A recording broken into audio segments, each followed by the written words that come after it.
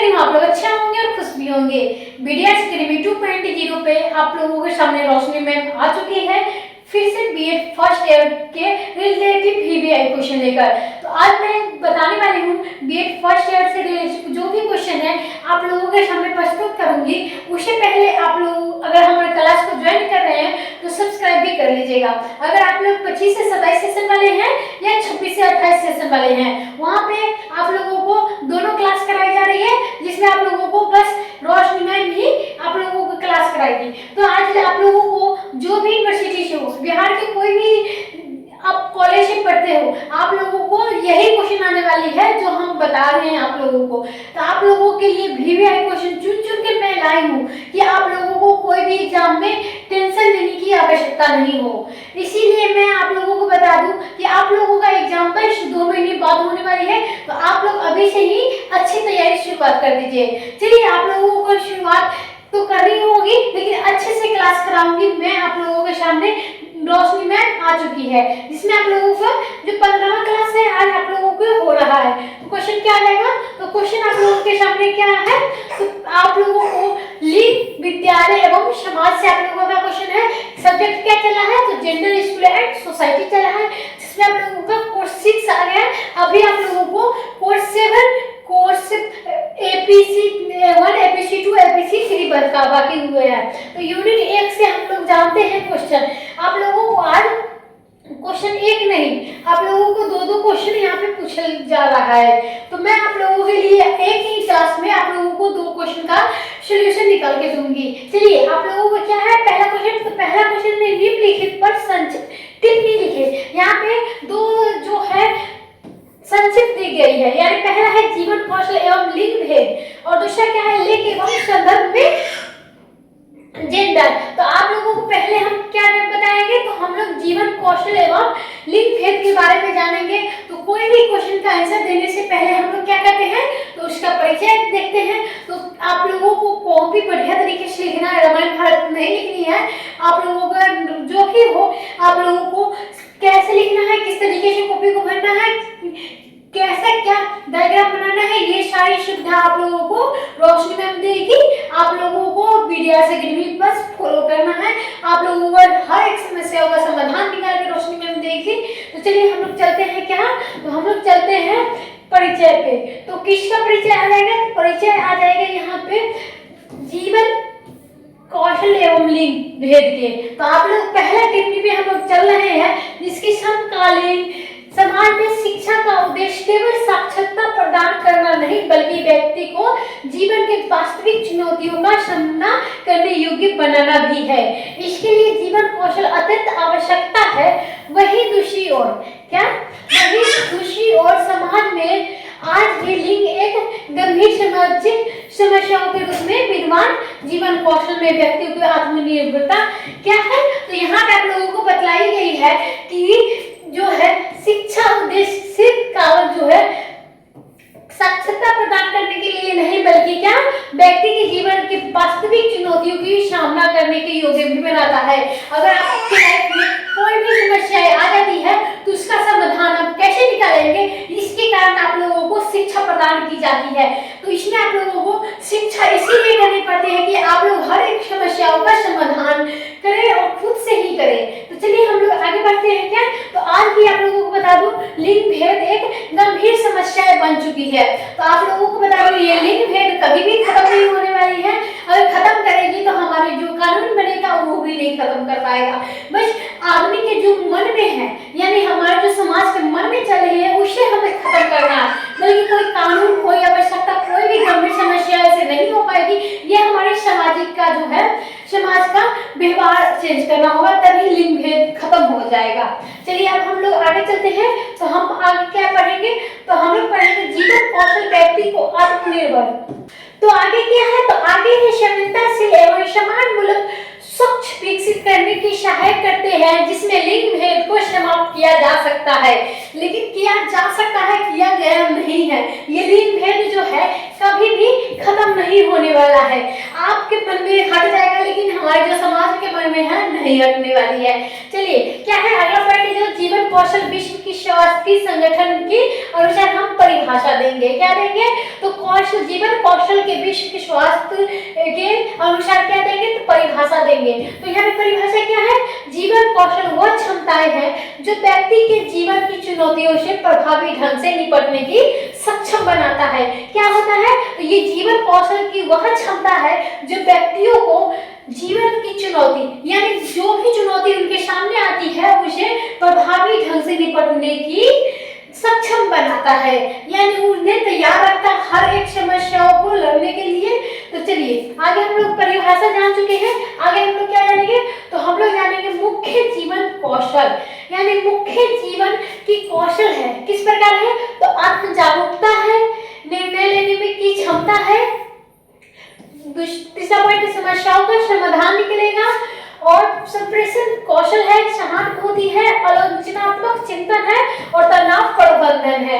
क्या है? तो हमारे मुख्य जीवन के कौशल में क्या है? तो पहला आ जाएगा पॉइंट आत्म जागरूकता है, यानी जो भी है जागरूकता है, निर्णय लेने की क्षमता भी है, अभी के समाज में समस्याओं का समाधान भी निकाल सकते हैं, संप्रेषण कौशल भी हो, सहानुभूति भी है, आलोचनात्मक चिंतन भी है और तनाव प्रबंधन भी है। अभी हम लोगों ने अभी तक क्या जानी है? तो अभी लोग हमने परिचय और परिभाषा और मुख्य जो जीवन के कौशल है उसके बारे में हम लोग अभी जानकारी प्राप्त की है। अभी आप लोगों को बस एक ही टिप्पणी पे बातचीत हो रही है, आप लोगों को दूसरा टिप्पणी जो है वो भी आप लोगों को पता लग जाएगा। यानी हम लोग चलते हैं पहले यहाँ पे, तो लिंग, यानी अगला पॉइंट क्या है? लिंग भेद का अर्थ क्या है? यानी लिंग भेद का अर्थ क्या है? तो लिंग के आधार पर किसी भी व्यक्ति के साथ असमान व्यवहार करना, यह भेद शिक्षा, स्वास्थ्य, रोजगार, पारिवारिक निर्णय, अधिकारों एवं अवसरों में स्पष्ट में देखा जाता है। इसीलिए आप लोगों को मैं बताती हूँ, यहाँ पे लड़के लड़की को भी भेदभाव किया जाता है। आप लोगों को बता दिया जाए कि क्या क्या भेदभाव किया जाता है। रोजगार में किया जाता है, स्वास्थ्य में किया जाता है, शिक्षा में किया जाता है, व्यवहार में भी किया जाता है, और पारिवारिक जो निर्णय होती है उसमें भी होती है, और अधिकारों में भी, अवसरों में भी होती है। आप लोगों को मैं बता दूं कि ये स्पष्ट रूप से ये सारी जो है भेदभाव, ये हमारी जो है लिंग भेद के अर्थ होते हैं और कहलाते भी है। अब अगला पॉइंट क्या आ जाता है? तो अगला पॉइंट हमारे सामने आ जाता है, उससे पहले आप लोगों ने अभी तक क्लास को ज्वाइन नहीं किया तो जल्दी जाइए क्लास को ज्वाइन कीजिए और क्लास को आगे से आगे बढ़ाइए, क्योंकि आप लोगों को बीएड फर्स्ट ईयर से रिलेटेड वीवीआई क्वेश्चन आप लोगों को बताया जाएगा। अगर आप लोग चाहते हैं क्लास को ज्वाइन करना तो क्लास को भी ज्वाइन कर सकते हैं। अगर आप लोग चाहते हैं पीडीएफ लेना तो आप लोगों को सेम यही नोट्स का टेलीग्राम पे आप लोगों का पीडीएफ मिल जाएगा। चलिए यहाँ पे जीवन कौशल एवं लिंग भेद का संबंध, तो जीवन कौशल एवं लिंग भेद का संबंध किस प्रकार से होती है? तो वो होती है जीवन कौशल लिंग भेद के समाप्त करने में महत्वपूर्ण भूमिका निभाती है।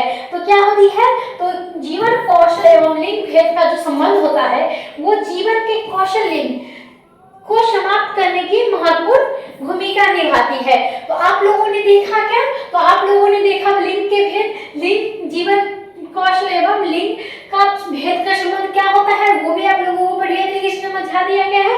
अब हम लोग क्या चलेंगे? तो अब हम लोग चलेंगे यहाँ पे अगला पॉइंट जो आ जाते हैं किसमें? तो लिंग अर्थ में, यानी आत्म जागरूकता। आत्म जागरूकता से क्या होती है? तो आप लोगों ने पीछे देखे ही होंगे कि मुख्य कारण, यानी जीवन कौशल के मुख्य कारण जो आप लोगों को बताई गई है उसमें जो आत्म जागरूकता था उसके बारे में हम लोग बात कर लेते हैं। तो क्या होता है आत्म जागरूकता? व्यक्ति अपने अधिकारों, क्षमता और समानताओं को पहचानता है। तो आत्म जागरूकता क्या होती है?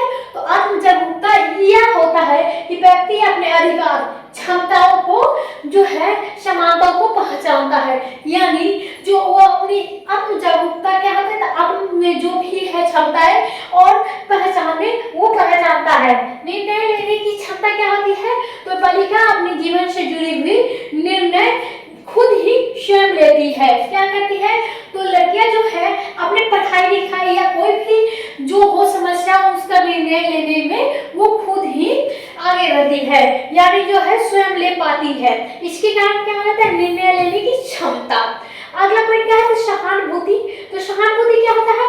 समाज में पुरुषों और महिलाओं को एक दूसरे के लिए भावनाओं को समझने में, यही को हम क्या कहेंगे, तो यही को हम लोग कहेंगे समाज पुरुष और महिलाओं को एक दूसरे की भावनाओं को समझाते हैं।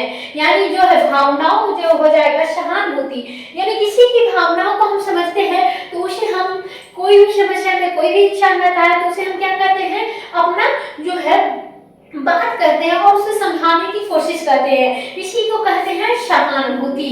अब अगला पॉइंट क्या आ जाएगा, संप्रेषण कौशल।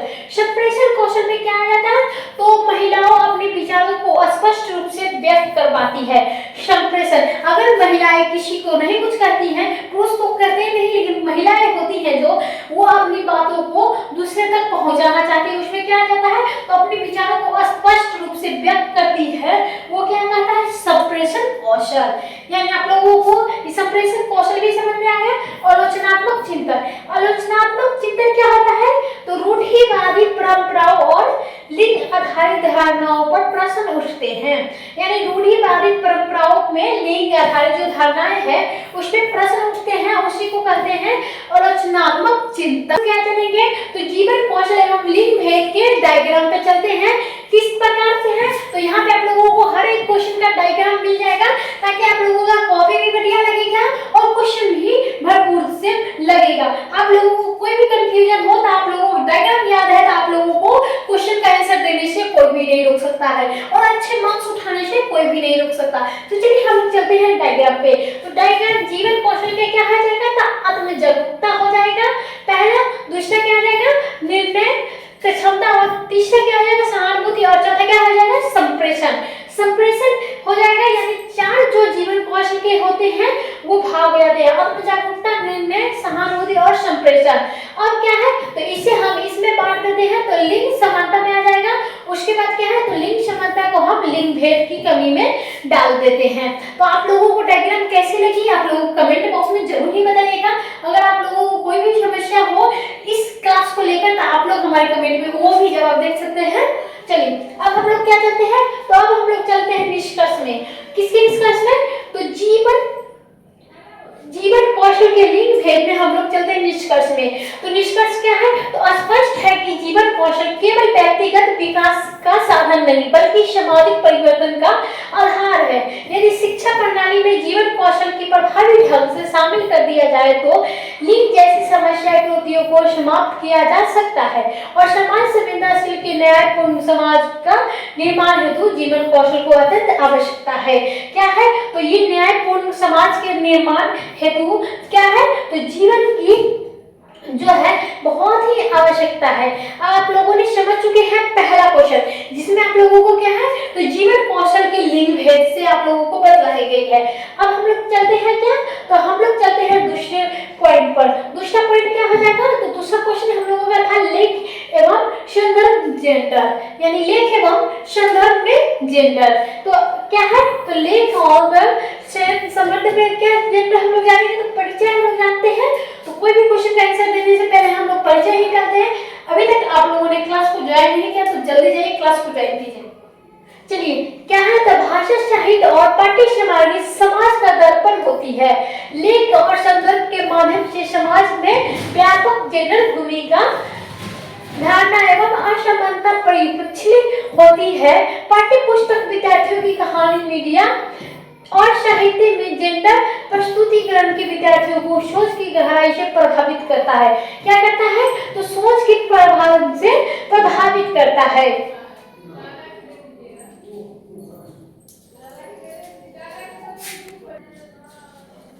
चलिए हम लोग परिभाषा में चलते हैं। तो परिभाषा क्या है, तो जेंडर एक सामाजिक अवधारणा है जो स्त्री और पुरुष से जुड़ी सामाजिक भूमिकाओं के अपेक्षा एवं व्यवहार को दर्शाती है। क्या करती है, तो लेख एवं संदर्भ में क्या है परिभाषा, तो लेख और जो संदर्भ में परिभाषा है, जेंडर एक सामाजिक अवधारणा है जो स्त्री और पुरुष से जुड़ी सामाजिक भूमिकाओं की अपेक्षा एवं व्यवहारों को दर्शाती है। तो आप लोगों को मैं बता दूं, आपके लिए मैं इतनी मेहनत कर रही हूँ, आप लोगों को इतना भी फर्क नहीं पता कि आप लोग क्लास को लाइक करें और सब्सक्राइब करें।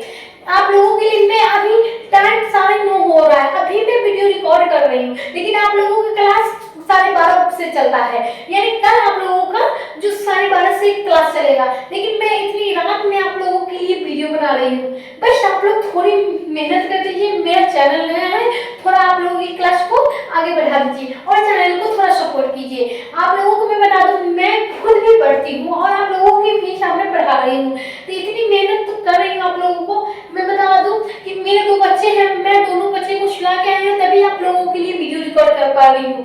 लेकिन आप लोगों को बता दूं, आप लोग सब्सक्राइब भी नहीं करते हैं, थोड़ी तो दुखी होती है ना, तो आप लोग इतना काम कर दीजिए। तो आप लोगों को मैं बता दूं, मैं एक घर बहू हूँ, घर में काम भी करती हूँ और पढ़ाई भी करती हूँ और बच्चे को भी संभालती हूँ। तो आप लोग थोड़ा हमें सपोर्ट कीजिए, ताकि मैं आप लोगों को आगे से आगे बीएड फर्स्ट ईयर से रिलेटेड जो भी क्वेश्चन है वो प्रस्तुत करते रहे और आप लोग भी हमें सपोर्ट करते रहिए। चलिए आगे हम लोग चलते हैं। परिभाषा का जेंडर के सामाजिक अवधारणाओं में जो स्त्री और पुरुषों से जुड़ी समझ भूमिकाओं की अपेक्षा व्यवहार को दर्शाती है, उसे हम क्या कहेंगे? तो लेख एवं संदर्भ कहेंगे। अब अगला पॉइंट क्या आता है? तो लेख में दूसरा पॉइंट आ जाता है क्या? लेख एक तात्पर्य लिखित सामग्री है जो पाठ्य पुस्तक में, कहानी में, कविता में, समाचार में, विज्ञापन में होती है। क्या होती है? लेख एक तात्पर्य लिखित सामग्री है जो पाठ्य पुस्तक, कहानी, कविता, समाचार, विज्ञापन में की जाती है। अब क्या है? संदर्भ क्या है? तो संदर्भ है यहाँ पे वह सामाजिक, संस्कृति एवं ऐतिहासिक स्थिति है जिसमें लेख की रचना की जाती है, उसे हम लोग क्या कहेंगे? तो उसे हम लोग संदर्भ कहेंगे। आप लोगों को समझ में आ गया कि संदर्भ किसे कहेंगे और लेख हम लोग किसे कहते हैं। तो आप लोगों को कैसा लगा? तो आप लोग हम चलते हैं उदाहरण पे। उदाहरण आप लोगों के सामने प्रस्तुत की जा रही है, तो आप लोगों के सामने यहाँ पे प्रस्तुत की जा रही है जो आप लोगों का उदाहरण है।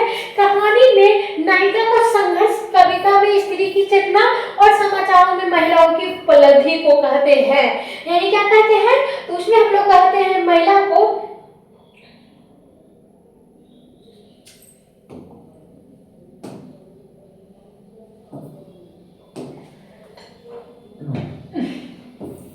अब हम लोग चलते हैं अगले पॉइंट पर। अगला पॉइंट क्या है? लेख एवं संदर्भ में जेंडर की भूमिका क्या होती है? तो प्रारंभिक लेखन में पुरुष की शक्तिशाली निर्णयकर्ता होते हैं और महिलाओं को घरेलू कार्य में रूप में दिखाया गया है। यानी क्या दिखाया गया है? तो पारंपरिक जो है लेखन में पुरुष को शक्तिशाली निर्णयकर्ता बनाया गया है और महिलाओं को क्या दिखाया गया है? तो घरेलू रूप में दिखाया गया है। इसे हम आधुनिक लेखन के बारे में कहते हैं। यानी अगला पॉइंट जो है, महिला को आत्मनिर्भर शिक्षित निर्णय लेने वाली के रूप में प्रस्तुत किया गया है। क्या किया गया है? तो महिलाओं को आत्मनिर्भर शिक्षित निर्णय लेने के रूप में प्रस्तुत की गई है। जिसमें क्या है पहला पॉइंट? तो जेंडर समानता पर बल दिया गया है। दूसरा है पाठ्य पुस्तक में जेंडर, और तीसरा क्या है? पुरुष वैज्ञानिक को क्या? पुरुष को जो डॉक्टर के रूप में दिखाया गया है और महिला को क्या? तो गृहिणी के रूप में दिखाया गया। वो भी पुरानी पुस्तकों में ये बतलाया गया है कि एक महिला जो होती है वो घर के काम करने के लिए होती है और पुरुष जो होते हैं वो शक्तिशाली यानी काम बाहर का काम करने के लिए बने होते हैं। नई पुस्तकों में संतुलन का प्रयास हुआ है इस प्रकार। चलिए हम आप लोगों को बताते हैं आगे। तो आगे क्या है? उदाहरण में आप लोगों को समझाएंगे और बढ़िया तरीके से बतलाएंगे। चलिए उदाहरण में क्या है? कहानियों में नायिका का संघर्ष, कविताओं में स्त्री की चेतना की गई है और समाचारों महिलाओं में जो उपलब्धियां बतलाई गई है। अब हमारे सामने आ जाता है डायग्राम। यानी आप लोगों को जो है डायग्राम आ गया है। डायग्राम आप लोगों का हर बार क्वेश्चन का मिल रहा है जो आप लोगों को बढ़िया तरीके से समझाया जाएगा, जिसमें आप लोगों को कोई भी दिक्कत नहीं होने वाली है। तो किस प्रकार है डायग्राम? चलिए हम लोग बताते हैं। तो समाज है, तो समाज के नीचे क्या आ जाएगा? संदर्भ। संदर्भ के नीचे क्या आ जाएगा? तो लेख, और लेख के नीचे क्या आ जाएगा? तो जेंडर प्रस्तुत, और जेंडर प्रस्तुत के नीचे क्या आ जाएगा? तो सोच एवं व्यवहार के प्रभाव। यानी यही से उठता है तो सोच एवं व्यवहार का प्रभाव हो जाता है, जेंडर प्रस्तुत की जाती है, लेख हो जाता है और संदर्भ हो जाता है, उसके बाद समाज बन जाता है। आप लोगों को डायग्राम समझ में आ चुका है। तो अब हम लोग चलेंगे निष्कर्ष में। यानी लास्ट और अंतिम में हम लोग क्या लिखेंगे? तो निष्कर्ष लिखेंगे। और निष्कर्ष आप लोगों को लिखना बहुत ही आवश्यकता है, क्योंकि अगर आप लोग निष्कर्ष नहीं लिखते तो आप लोगों का नंबर कट जाएगा। चलिए क्या है? लेख एवं संदर्भ में जेंडर की विशेषण यह समझने की सहायता करता है कि समाज किस प्रकार लैंगिक भूमिकाओं का निर्माण करता है, यदि लेखन एवं पाठ्य सामग्री जेंडर समानताशील हो तो यहाँ विद्यार्थियों की समानता समान का नया पूर्ण दृष्टिकोण विकसित कर सकती है तथा शिक्षा एवं साहित्य में जेंडर संतुलन अनिवार्य है। क्या है? तो शिक्षा में एवं साहित्य में जेंडर संतुलन की अनिवार्य है। तो आप लोगों को बढ़िया तरीके से समझ में आ गया होगा। तो आप लोगों को हमारे चैनल में अंतिम में जाके फीडबैक जरूर दे दीजिएगा, आप लोग कमेंट कीजिएगा ताकि आप लोगों का अच्छे से अच्छे क्वेश्चन आप लोगों को मार्क्स में अच्छे तरीके से आ जाए। तो आप लोगों को भी इस वीडियो से जुड़ी समस्या है वो आप लोग कमेंट बॉक्स में जरूर बताइएगा। तब तक के लिए धन्यवाद। और अगले प्रीवियस क्वेश्चन लेके आप लोगों को कल फिर से आप लोगों को मैं नेक्स्ट क्लास में मिलूंगी, जिसमें आप लोगों को पीडीएफ अकेडमी 2.0 को फॉलो करना होगा और आप लोगों को सब्सक्राइब बटन भी दबाना होगा।